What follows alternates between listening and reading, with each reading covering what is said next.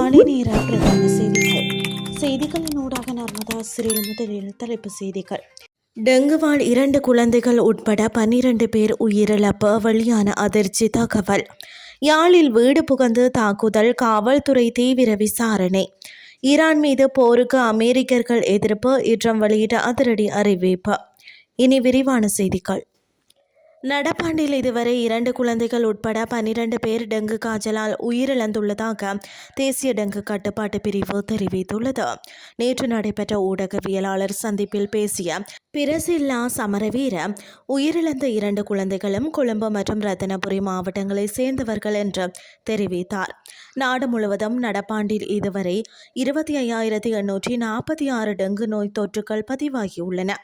மழை மற்றும் நுளம்புகளின் இனப்பெருக்கத்திற்கு சாதகமான சுற்றுச்சூழல் நிலவுவதே இந்த அதிகரிப்புக்கு காரணம் என குறிப்பிட்டுள்ளார். யாழ் வடமராட்சி கிழக்கு அழியவளை பகுதியில் உள்ள வீடொன்றில் அடையாளம் தெரியாத இருவர் வீடு புகுந்து மோசமான தாக்குதலை முன்னெடுத்துள்ளதாக காவல்துறையினர் தெரிவித்துள்ளனர். குறித்த சம்பவம் நேற்று முன்தினம் இடம்பெற்றுள்ளது.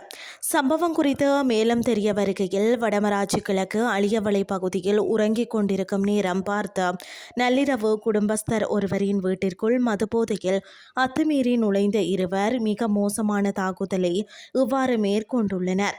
வீட்டில் உறங்கிக் கொண்டிருந்த இளைஞர் மீதும் மோசமான தாக்குதலை மேற்கொண்டதால் அவர் உயிரை காப்பாற்றுவதற்காக தப்பி ஓடியுள்ளார். இந்த நிலையில் மகனை அழைத்து வருமாறு கூறி மிக மோசமான தாக்குதலை வீட்டின் உடைமைகள் மீது மேற்கொண்டதுடன் அருகிலுள்ள வீட்டையும் சேதப்படுத்திவிட்டு தப்பி சென்றுள்ளனர். இவ்வாறு பாதிக்கப்பட்ட குடும்பஸ்தரால் சம்பவம் தொடர்பாக மருதங்கேணி காவல் நிலையத்தில் முறைப்பாடு அளிக்கப்பட்டுள்ளது.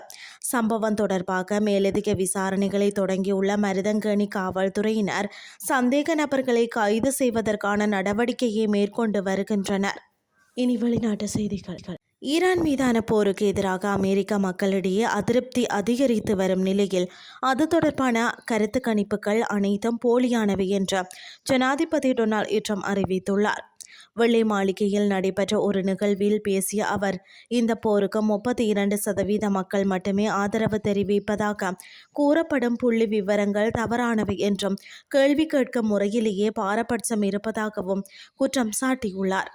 இதேவேளை ஈரான் அணு ஆயுதம் வைத்திருக்க வேண்டுமா என்ற அடிப்படையில் கருத்து கணிப்புகள் நடத்தப்பட்டால் முடிவு வேறாக இருக்கும் என்றும் அவர் சுட்டிக்காட்டியுள்ளார். சமீபத்தில் வெளியிட்ட கணிப்பில் 36% அமெரிக்கர்களே ஈரானுக்கு எதிரான இராணுவ நடவடிக்கையை ஆதரிப்பதாக தெரிவிக்கப்பட்டிருந்த பின்னணியில் ட்ரம்ப் இந்த விமர்சனம் வந்துள்ளது.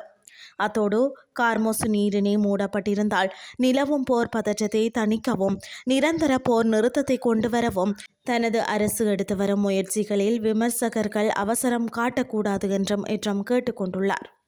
இத்துடன் செய்திகள் யாவன் நிறைவடைகின்றது. அடுத்த காலை 8:30க்கு எதிர்பாருங்கள். நன்றி.